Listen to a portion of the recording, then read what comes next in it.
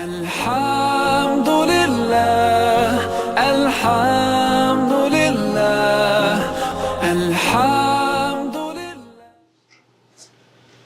بسم الله الرحمن الرحيم نحمده ونصلي على رسوله الكريم أما بعد chers frères, chères sœurs, assalamu alaikum wa rahmatullahi wa barakatuh. Par la grâce d'Allah, nous sommes toujours dans ces 10 jours de ce mois béni de Dhul Hijjah.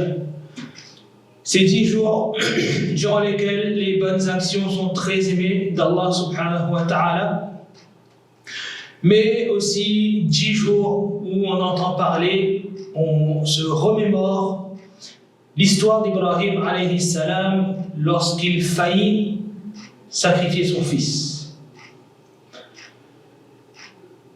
Des discours à ce sujet, on en a beaucoup entendu, mais la question se pose de savoir, comme vous avez vu le titre, lequel des deux fils d'Ibrahim a failli être sacrifié. Était-ce Ishaq alayhi salam ou était-ce Ismaïl alayhi salam?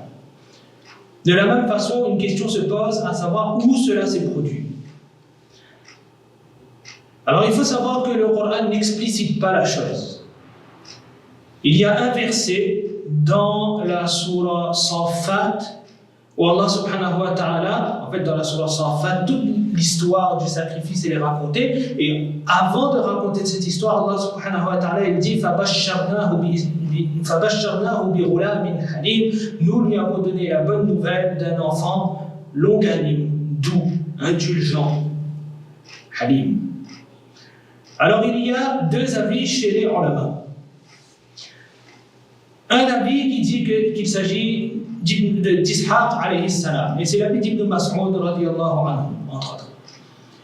Et vous avez un autre avis qui dit qu'il s'agirait d'Ismaïl alayhi salam, et c'est l'avis d'Ibn Omar et d'Abu Huraira parmi les Sahaba. Donc déjà chez les Sahaba il y avait les deux avis. Concernant l'endroit, si on dit que c'était Ishaq alayhi salam qui a failli être sacrifié, alors il y a encore deux possibilités. Soit cela s'est produit au Sham, et quand on regarde dans la Torah, il y a mention du mont Moria qui correspond au mont Sion, là où fut bâti ce que les Banu Israël appellent le temple, et ce que nous musulmans appelons Baytul Maqdis, Masjid al-Aqsa. Soit, donc ça c'est la première possibilité, l'autre possibilité serait que cela se soit produit à Mina. Dans ce cas, Ibrahim alayhi salam avec Ishaq aurait été transporté miraculeusement à Mina, donc à Makkah, Mina. Deuxième possibilité, si on dit que c'est Ismaïl alayhi salam qui a été sacrifié, alors soit cela s'est produit au Sham, encore une fois, et dans ce cas, cela se serait produit avant l'éloignement, avant que Ibrahim alayhi salam emmène Ismaïl et sa maman dans le désert de Makkah, où Makkah allait être fondée.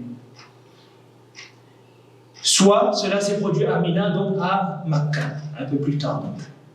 Et ce serait après l'installation de Hajar et d'Ismaïl à Makkah. Alors, comment trouver l'explication dans tout cela? Lequel des deux fils a été sacrifié? Lorsqu'on regarde les Mufassiroun, ils sont divisés en deux groupes, tout comme les Sahaba étaient divisés en deux groupes. Et vous avez notamment At-Tabari, Ibn al-Jawzi et Al-Qurtubi qui sont d'avis qu'il s'agissait d'Ishaq alayhi salam. Alors, vous voyez, vous avez dans la sourate Safat, comme on a dit tout à l'heure, toute l'histoire est racontée, elle est introduite par فَبَشَّرْنَاهُ بِغُلَامٍ حَلِيمٍ. Ensuite, Allah subhanahu wa ta'ala, il raconte l'histoire du sacrifice, de l'ordre de sacrifier d'Ismaïl, ou Ishaq. Alors, si on dit qu'il s'agit d'Ishaq, At-Tabari, il explique فَبَشَّرْنَاهُ بِغُلَامٍ حَلِيمٍ. Il y a la mention d'une bonne nouvelle.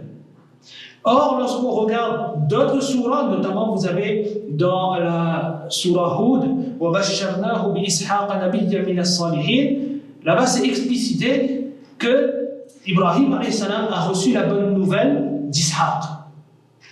Alors, pardon, وَبَشَّرْنَاهُ بِإِسْحَاقَ نَبِيًّا مِنَ الصَّالِحِينَ, c'est à la fin de l'histoire, je me reprends. وَبَشَّرْنَاهُ بِإِسْحَاقَ نَبِيًّا مِنَ الصَّالِحِينَ, c'est juste à la fin de l'histoire de Safat. Donc vous avez plus haut فَبَشَّرْنَاهُ بِغُلَامٍ حَلِيمٍ, et un peu plus loin وَبَشَّرْنَاهُ بِإِسْحَاقَ نَبِيًّا مِنَ الصَّالِحِينَ. D'accord? Donc comme c'est explicité, ils disent qu'il s'agirait d'Ishaq alayhi salam. Et justement dans la surah Hud, vous avez la mention de ce passage où les anges viennent rendre visite à Ibrahim alayhi salam. Sa femme Sarah était debout. Et lorsqu'on lui annonce la bonne nouvelle de cet enfant-là, dans ces versets, il y a فَبَشَّرْنَاهَا بِإِسْحَاقَ. Donc là-bas, c'est explicité encore une fois que la bonne nouvelle qui lui a été annoncée était celle d'Ishaq. Un argument pour appuyer cela, c'est ce que les ulama disent, certains contemporains disent, que les anges, lorsqu'ils viennent annoncer une bonne nouvelle, c'est que cette chose va être miraculeuse. Lorsqu'ils viennent annoncer la bonne nouvelle d'un enfant, sa naissance sera miraculeuse. Lorsqu'on prend l'exemple de Isa alayhi salam par exemple, ou l'exemple de Yahya alayhi salam, tous les deux sont nés de manière miraculeuse. Et il y avait eu l'annonce des anges auparavant. Et on sait qu'à ce moment-là, Sarah elle était âgée et Hajar elle était encore jeune. Donc la bonne nouvelle ici concerne Ishaq alayhi salam. Il a eu la bonne nouvelle d'Ishaq en tant que fils. L'autre avis, et parmi les mufassiroun, vous avez Ibn Kathir al-Alusi, qui sont de cet avis, ils disent que c'est Ismaïl alayhi salam qui a failli être sacrifié. Et Ibn Kathir reprend l'explication de Muhammad ibn Ka'b al-Quradi, et on est toujours dans ce même passage de la surah Safat. فَبَشَّرْنَاهُ بِغُلَامٍ حَلِيمٍ, nous lui avons donné la bonne nouvelle d'un enfant longanime. Et plus bas, vous avez وَبَشَّرْنَاهُ بِإِسْحَاقَ نَبِيًّا مِنَ الصَّالِحِينَ, et nous lui avons donné la bonne nouvelle d'Ishaq en tant que prophète parmi les pieux. Alors, Muhammad ibn Ka'b, il fait remarquer que la particule qui a été utilisée ici, c'est un waw. Le waw est différent du fa. Allah n'a pas dit fa bashsharnahu bi ishaqa nabiyyan, il a dit wa bashsharnahu bi ishaqa nabiyyan. La différence c'est quoi? Lorsqu'on utilise le fa, alors tout ce qui est avant, on va dire c'est comme un résumé. Le fa permet de résumer, récapituler ce qui a été dit avant. Or, ce qui a été utilisé ici c'est un waw. Le waw montre que ce qui suit est autre que ce qui précède. Dans ce cas, وَبَشَّرْنَاهُ بِإِسْحَاقَ نَبِيًّا, c'est un autre, et فَبَشَّرْنَاهُ بِغُلَامٍ حَلِيمٍ, ce serait un autre, donc Ismaïl alayhi salam. Le premier verset parle d'Ismaïl, le deuxième verset parle d'Ishaq.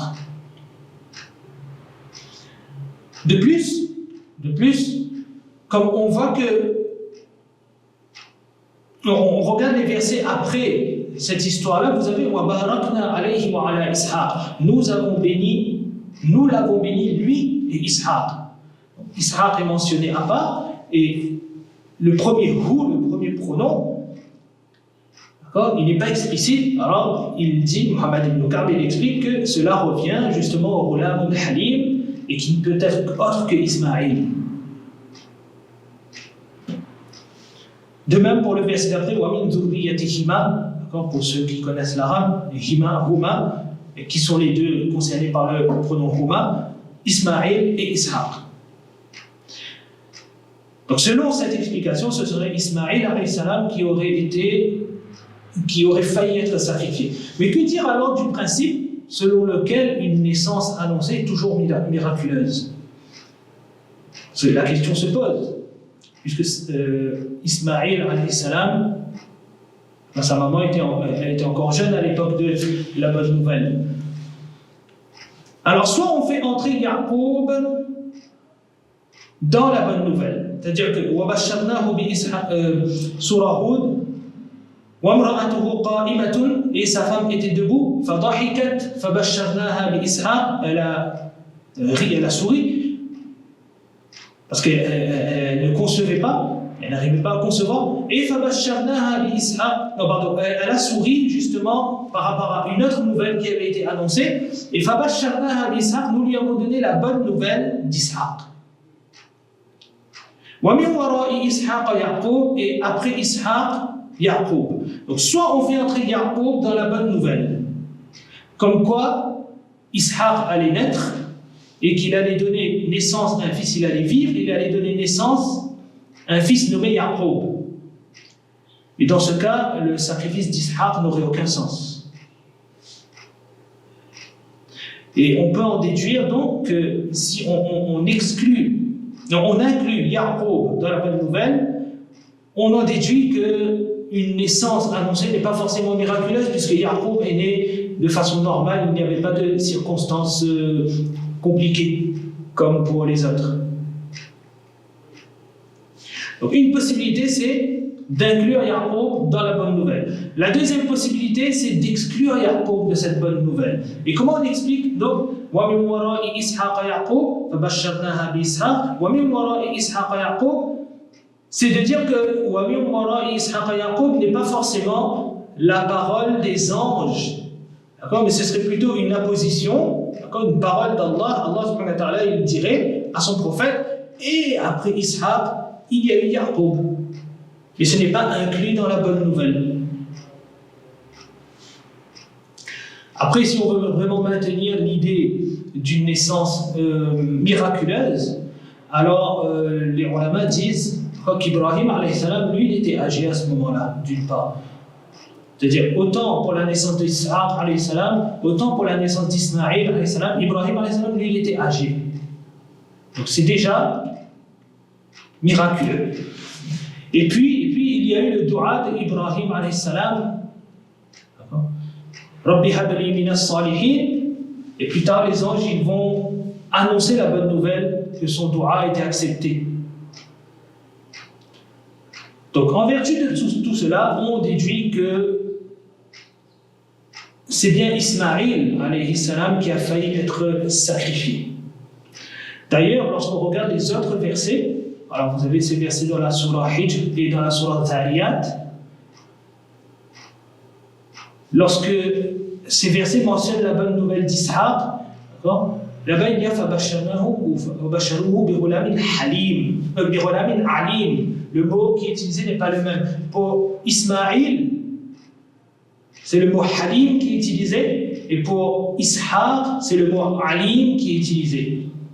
Alors les ulama expliquent, halim, d'accord, pour arriver à accepter que son père passe le couteau sur la gorge, alors qu'il soit prêt à le faire. Il faut beaucoup de hilm. Il faut beaucoup de hilm. L'autre question qui a été mentionnée, quand est-ce que surtout où cela s'est produit?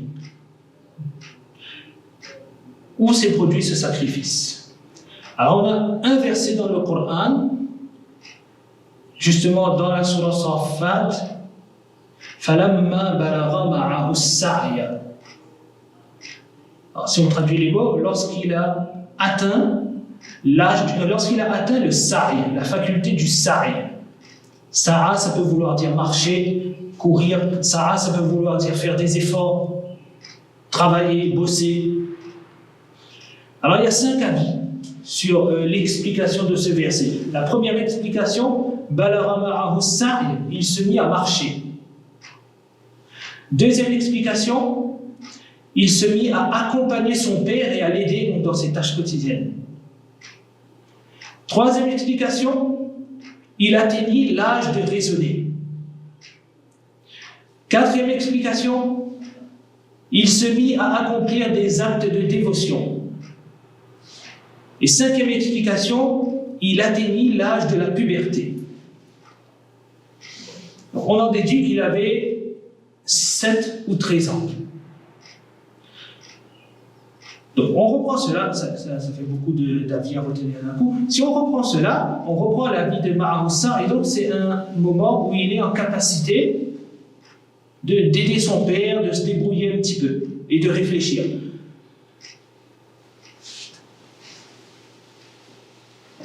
Ça veut dire quoi? Le mot qui est utilisé, Ma'ahou, avec lui, signifie qu'Ismaïl, alayhi salam, il était avec son père, il vivait avec son père, il était dans la compagnie de son père. Et en deuxième lieu, vous connaissez le long hadith d'Ibn Abbas qui raconte comment Ibrahim alayhi salam amène Hajar dans le désert avec son fils Ismaïl. Vous connaissez l'histoire, d'accord, de la maman qui fait les allers-retours, qui recherche de l'eau pour son enfant. Alors il y a un avis qui dit, chez les ulama, qui dit que ce ne sont pas tous les éléments du hadith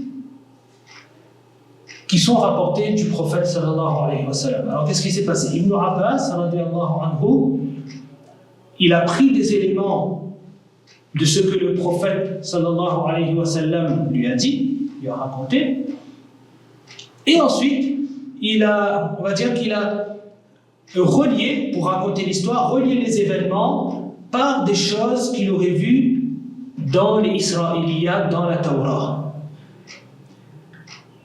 Et quand on regarde dans la Torah, lorsqu'on regarde les versets de la Torah, on a l'impression effectivement que cet enfant, il était encore petit.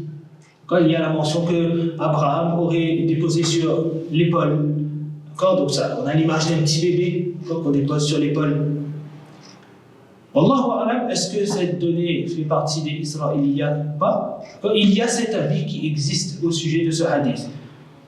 Donc si on met ça d'un côté et on met de l'autre côté le fait qu'Ismaïl, il était en âge, d'accord, il avait un certain âge pour aider son père, et donc qu'il vivait dans la compagnie de son père.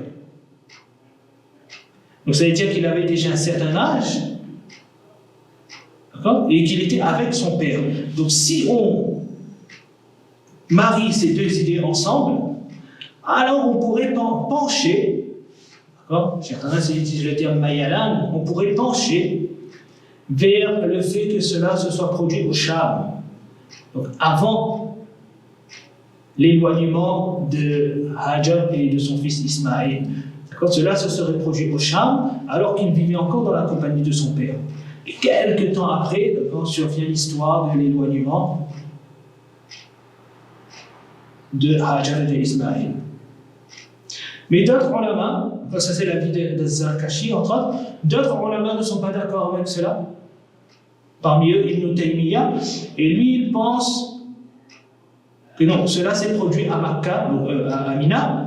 Et il nous dit que Ma'ahu, on a parlé de Ma'ahu tout à l'heure, Ma'ahu, dans Ma'a, il y a cette notion d'accompagnement.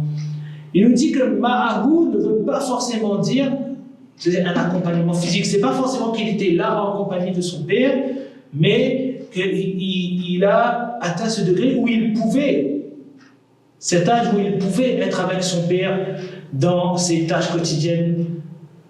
D'accord? Il a atteint l'âge de pouvoir telle ou telle chose. Alors, si on prend cet avis, si on prend l'avis d'Ibn Taymiyyah, cela se serait produit plutôt lors d'une des visites d'Ibrahim à Makkah. On sait, à travers le hadith, qu'il faisait des allers-retours et qu'il venait de temps en temps à Makkah pour voir son fils Ismaïl. Les deux avis se tiennent.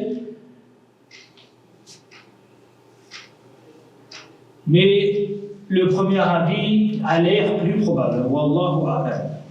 Alors on peut encore se poser la question des hadiths qui parlent et qui explicitent le fait que le sacrifice se serait produit au niveau de Jamratul Aqaba, la petite stèle, Jamratul Sughra. Or, ces deux hadiths, la chaîne de transmission a été discutée. Wallahu a'lam. Je suis obligé de le dire, tout cela n'est pas le fruit de mon travail. Vous pouvez retrouver ces explications avec les références, avec les détails. Quand d'autres questions ont encore été soulevées par Cheikh Anas sur son site, d'accord, ceux et celles qui veulent plus de détails peuvent s'y référer. Qu'Allah subhanahu wa ta'ala nous donne le tawfiq de comprendre et qu'Allah subhanahu wa ta'ala nous permette surtout de profiter, de méditer sur ces moments, sur ce sacrifice qui a eu lieu. Parce qu'au-delà de savoir qui a été sacrifié, il y a toute la dévotion qui va avec, d'accord, notre sacrifice pour Allah. Donc, qu'est-ce qu'on a sacrifié nous pour Allah? Qu'Allah subhanahu wa ta'ala nous donne le tawfiq de comprendre et qu'Allah nous agrée. Wa akhiru da'wana alhamdulillahi rabbil alamin. الحمد لله الحمد